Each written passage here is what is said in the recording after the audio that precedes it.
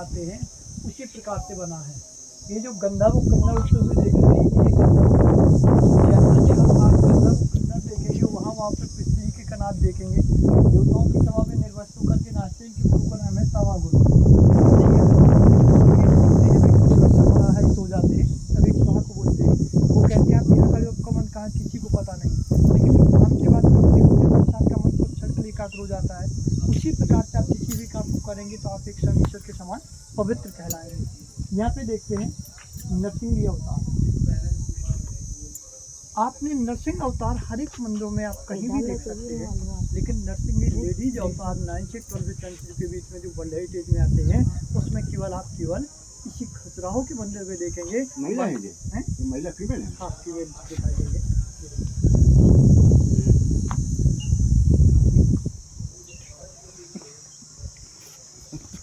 भगवान आपका भी अलग अंगड़ाई लेते हुए दिखाई गई या फिर अपने वस्त्रों को उतारते हुए दिखाई गई। तो देखिए वस्त्रों में कोई भी लचक नजर नहीं आ रही है। तो क्या उस समय हजारों साल पहले पत्थर के ही वस्त्र थे जो उसमें लचक नजर नहीं है। आपने रामायण महाभारत टीवी में देखी होगी, पहले के लोग हमें लगता है कि आज से अच्छे कपड़े पहनते थे। तो क्या पहले इतने अच्छे टेलर्स हुआ करते थे, अच्छे शिल्पकार हुआ करते थे? तो पहले जो बांस होता था ना, बम्बो, बांस के रेशों के द्वारा जो है निर्मित कपड़े पहने जाते थे, क्योंकि ये वातानुकूलित होता था। ठंडे के मौसम में गर्म और गर्मी के मौसम में ठंडा, और ये ज़्यादातर जो चर्म रोग वगैरह है उसको ख़त्म करता है। जैसे बोन में हल्का फुल्का दर्द हुआ ना हड्डियों में, आपने देखा होगा कि आज किसी पशु के हाथ पैर टूट जाते हैं तो बाँस की पंचसखियों को काट करके उसके हाथ पैर में बांधते हैं तो उससे वो ठीक हो जाता है। तो पहले बम्बू के रेशों के द्वारा कपड़े का निर्मित किया जाता था, जो आज खजुराहो में सबसे ज़्यादा फेमस माने गए हैं, जो आपका हैदराबाद, लखनऊ और ये आगरा है। यहाँ पे सबसे ज़्यादा इसका जो है सप्लाई होता है। लेकिन उस समय बम्बू के वस्त्रों का जो है या फिर धन के देवता कुबेर है जो हाथ में नेवला लिए हुए दिखाए गए। आपने देखा होगा कि हम जब किसी सफ़र में जाते हैं भैया रास्ता काट जाती है अपशकुन मानते हैं, बल्कि ऐसा नहीं।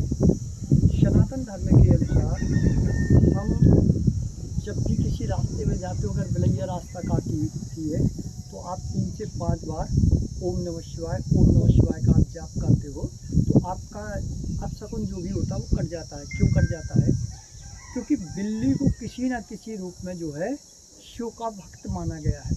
ऐसे सनातन धर्म के अनुसार नेवला यदि आपका रास्ता काट जाए और खड़ा होने के बाद मुड़ के आपकी ओर देख ले तो मान के चलिए कि आपका 99% काम सफल होगा। तो यहाँ पे धन के देवता कुबेर दिखाए जिनका हाथ में नेवला लिया।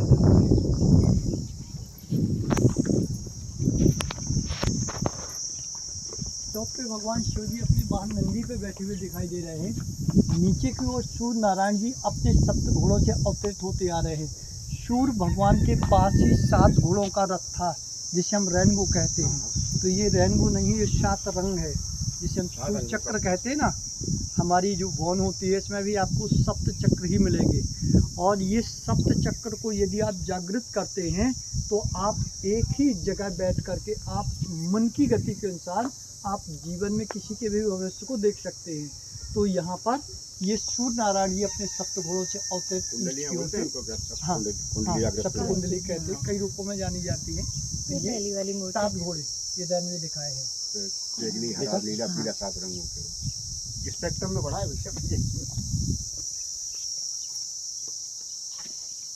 अर्थिंग। क्या आप लोग ये मानते हैं कि साइंटिस्ट आगे था या हमारा सनातन सबसे आगे था? किसको आप मैन मानते हैं? तो ये तो बाद में लगा है ना, अर्थिंग तो बाद में दी गई होगी। जो ये मंदिरों का वास्तु शास्त्र के द्वारा जो निर्माण किया गया है वो इस तरीके से किया गया है कि आज 1500, 1800, 1200, 1600 वर्ष पुराने होने के बावजूद भी आज ज्यों के त्यों खड़े हैं। सीमेंट, लोहा और गिट्टी से आप किसी भी चीज़ का निर्माण करते हैं तो 200 ईयर्स बाद कहते हैं कि ये एक्सपायरी डेट में चला गया, यानी कि ओल्ड हो गया। तो हमारे पास पहले जो सनातन के अनुसार जो वास्तुशास्त्र के द्वारा बनाया जाता था तो इसके ऊपर आज तक कोई बिजली और कोई ऐसे भूकंप या इस चीज़ में इनको खंडित नहीं किया गया है। लेकिन साइंटिस्टों को इस बात के ऊपर बिलीव नहीं हुआ, उन्होंने बिजली तार लगवा दिए। कहते क्यों? क्योंकि जो दामिनी देवी है वो बिजलियों की माँ है, वो अविवाहित है।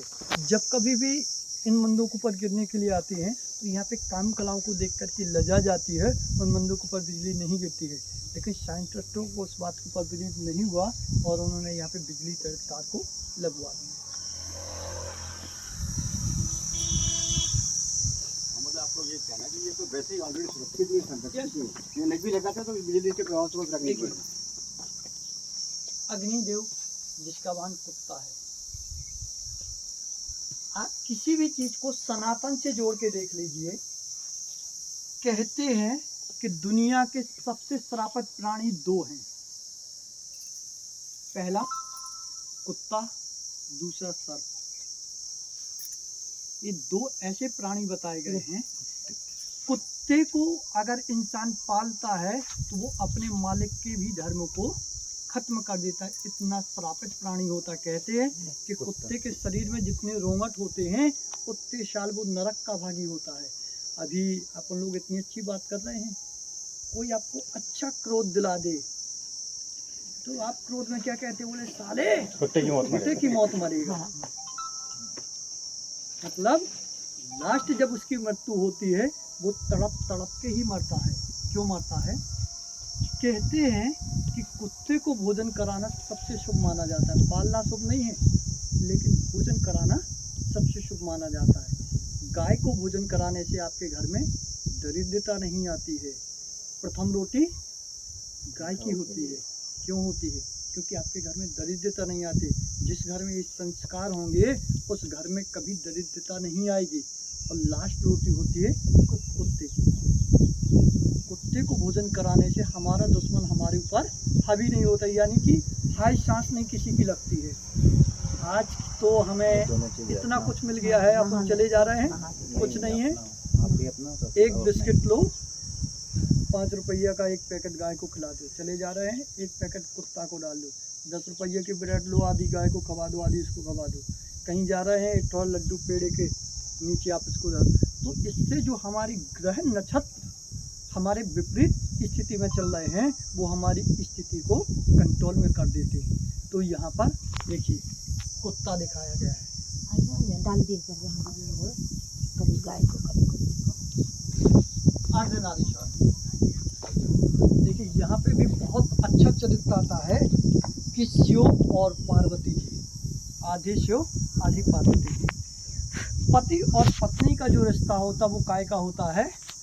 अर्धांगिनी का, आधा अंग मानी जाती है। लेकिन भगवान शिव जैसा पति होने के बावजूद भी सती को पूर्ण ज्ञान की प्राप्ति नहीं हुई और उन्होंने अपने शरीर का परित्याग कर दिया। तो कहते हैं कि 108 सनातन धर्म में 108 ही कोई चीज़ गिनती में पूजा में शुभ क्यों मानी जाती है? क्योंकि सती के 108 अवतार हैं और जब वो अपने शरीर का परित्याग करते थे तो भगवान शिव उनसे इतना प्रेम करते थे कि वे उनको एक मुंड को धारण कर लेते थे। 109वां अवतार है पार्वती। पार्वती होने के बावजूद उन्हें पूर्ण ज्ञान की प्राप्ति हुई, इसलिए हमारे सनातन धर्म में 108 शुभ माने जाते हैं। तो कहते कि भगवान शिव जैसा पति भी अगर औरत को मिल जाए तो औरत का अर्थ होता है और ना। मन में आई सनक, क्या खंडरी क्या ढलक। हमारे मन में जैसे विचार आ गए, फिर ऐसे 95% में से 5% या आपका 2% ही ऐसी होती है जो ये आगे पीछे विचार करती है कि अब हमें अच्छा कर रहे हैं बुरा कर रहे हैं, बाकी 95% ही विचार नहीं करती है। तो यहाँ पे उन्होंने बताया कि दुनिया में मातृशक्ति का बहुत बड़ा स्थान होता है, लेकिन एक रूप होता है लक्ष्मी का, दूसरा रूप होता है कुलक्ष्मी का। बाढ़े पुत्र पिता के धर्मा, होय नाश मात कुकर्मा। पिता के कर्म अच्छे हैं तो पुत्र दिन दूना रात चौगुना बढ़ेगा। होय नाश मात कुकर्मा। अगर माता के आचरण और सोच अच्छी नहीं है तो उसका घर किसी ये नरक से जो है बदतर हो जाता है। तो उन्होंने भगवान शिव के दोनों रूपों को दर्शाया हुआ है। किटी पाई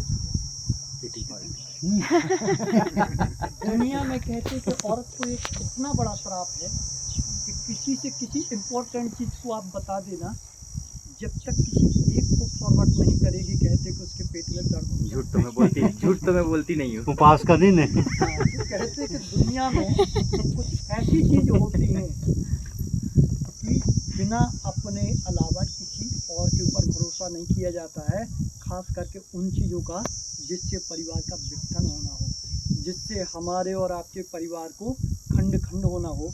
तो ऐसी चीज़ें कहते कि अपने अंदर ही दफनाना सबसे बड़ा माना जाता है। क्योंकि दुनिया में मातृ शक्ति का अगर स्थान आप देखते हैं तो सबसे बड़ा होता है, जो मैंने बताया कि लक्ष्मी का। लेकिन अगर दूसरा स्थान देखते हैं तो कुलक्ष्मी का कैसे होता है कि एक महाभारत में एक पंचाली ने इस पृथ्वी का विनाश करवा दिया। इतनी बड़ी पृथ्वी पे ऐसे 8 वीर थे जो शेष बचे हुए थे, बाकी मानव धर्मी उस समय जो है खत्म हो चुका था। एक पांचाली का रामायण की पूरी रचना एक कुबड़ी और एक केकई ने पूरी महाभारत की रचना कर डाली, वो रामायण की। सॉरी, आपने कलयुग में एक पृथ्वीराज चौहान कहते हैं कि अपने भारतवर्ष में हर एक युग में एक ऐसा वीर हुआ है जिसे हम शब्दवेद चौहान के नाम से जानते थे। सतयुग में राजा हरिश्चंद्र जो खड़े हैं, वो मन की गति के अनुसार उसकी आंखों पे पट्टी बांध देना, मन की गति के अनुसार जहां वो लक्ष्य का भेदन करना चाहते थे वो यहाँ से वहाँ का लक्ष्य का भेदन करते थे। द्वापर में अर्जुन, त्रेता में राजा दशरथ, कलयुग में पृथ्वीराज चौहान। इससे बड़ा कोई वीर इस पृथ्वी पे नहीं हुआ है। उनके पास एक लाल कमान रहती थी। अगर उन्होंने लाल कमान को वो तब उठाते थे जब उन्हें युद्ध का अंत करना होता था। वो हर समय नहीं उठाते थे। जब उन्हें लगता था कि अब हमें युद्ध का अंत करना है, तब वो लाल कमान उठाते थे। वो लाल कमान जब उठती थी तो सामने वाला वीर नतमस्तक हो जाता था कि प्रभु मुझे प्राण दान दे दीजिए, मैं आपकी गुलामी स्वीकार करता हूँ। क्योंकि उनको पता था कि जब तक वो प्राण का हरण नहीं करता था तब तक वो कमान जो है वापस नहीं आती थी। तो ऐसे वीर को एक उनकी पत्नी संयुक्ता ने उसका विनाश कर दिया।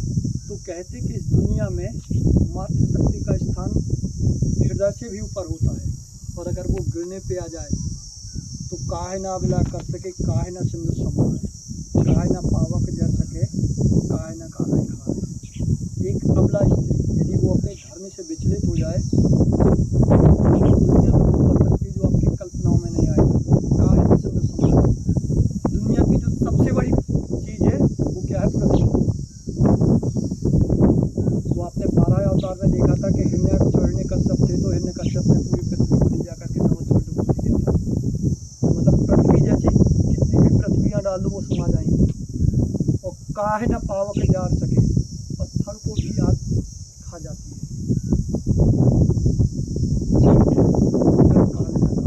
दुनिया का चाहे वो जितना बड़ा शक्तिशाली योद्धा हो, कहते हैं कि पहले क्या होते थे, वो इतने शक्तिशाली होते थे कि हाथियों को भी उठा ले जाते थे चील की तरह।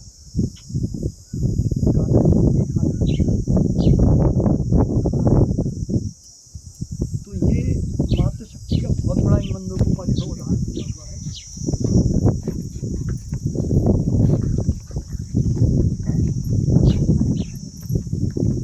कुछ तो बोलेगा।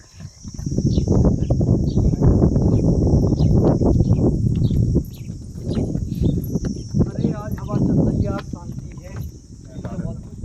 वो बंसी बजाते थे तो पैरों को इस तरीके से रखते थे और इस तरीके से खड़े होते थे।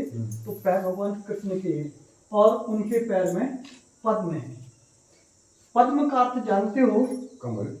रामायण में लिखा है और इतिहास में कि तिल, भौरी, लहसुन बसे दायने अंग, ताहे बसे बलखंड में, लक्ष्मी न छोड़े संग।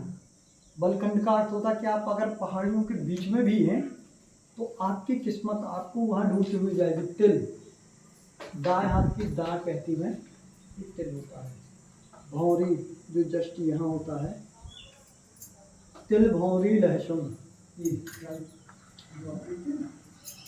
बसे दाएं हैं। ये दाएं अंग का बहुत ज़्यादा इसका महत्व होता है। ताएं बसे बलखंड में लक्ष्मी में छोड़े संग। इतना अच्छा पद्म होने के बावजूद भी भगवान कृष्ण को एक ऐसा श्राप था कि जो वज्र से नहीं मर सकता है, उसको ऐसा श्राप था कि इस पद्म में यदि आपके कोई प्रहार कर देगा तो आपकी मृत्यु हो जाएगी। तो एक बहेली के द्वारा भगवान कृष्ण की मृत्यु हुई, क्योंकि कहते हैं कि दुनिया में दुराचार करने वाला कितना बड़ा भगवान क्यों ना हो, लेकिन अंत उसका भी होता है। आपने महाभारत करवाई, दुष्टों का नाश करवाया, लेकिन उसमें कुछ ऐसी भी आत्माएं थीं जो केवल तुम्हारे और हमारे कारण लड़ी हैं। उनका ना धर्म से ना अधर्म से कोई नाता नहीं था। तो एक आदमी के वध होने से उसका एक परिवार का संतुलन बिगड़ जाता है। जैसे माता, एक पत्नी, एक बहन का भाई जाता है, एक किसी का बाप जाता है, किसी का लड़का जाता है, किसी का बेटा होता है, तो एक संतुलन बिगड़ जाता है। तो इससे इसकी मृत्यु हुई। बॉडी भगवान विष्णु का है, जिससे इसका नाम पड़ा चतुर्भुज। 4 भुजाओं से सुसज्जित हम भगवान विष्णु को मानते हैं, तो ये 4 भुजाओं को हम संस्कृत में कहते हैं चतुर्भुज।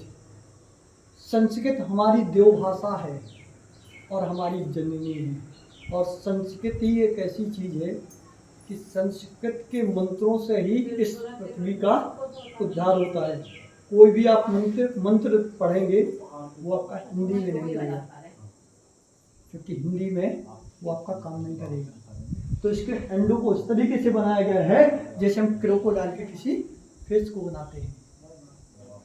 और सिर्फ भगवान शिव को समर्पित है। मिडिल में जो गोल राउंड देख रहे हैं ये चंद्रमा है और उसके सिर के ऊपर त्रिशूल बना है। तो ये अपना बेस्ट फेस वाला है।